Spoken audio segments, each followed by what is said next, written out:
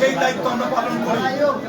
বিএনপির শক্তি হচ্ছে তার জন্য সমর্থন এবং তা ধরে রাখার জন্য তৃণমূলই হচ্ছে আমাদের প্রাণ। আজকে রাজবাড়ীগঞ্জ এই শিল্পাশ্রমে আমাদের আন্তর্জাতিক সম্পাদক আমাদের মুকিম ভাই ঈদুল আজহার পরবর্তীতে আমাদের নেতা কর্মীদেরকে এই পুনর্মিলনের মাধ্যমে একত্রিত করার একটা উদ্যোগ নিয়েছেন। আমি শোনার পরে এটাকে স্বাগত জানিয়েছি।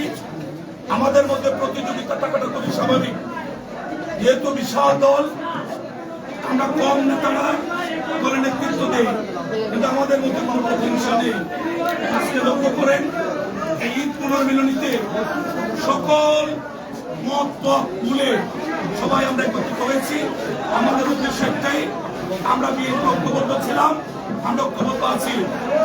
ভবিষ্যতে যে কোনো চক্রান্ত ষড়যন্ত্র তারেক রহমানের নেতৃত্বে আমরা ইনশাল্লাহ প্রতিহত করবো।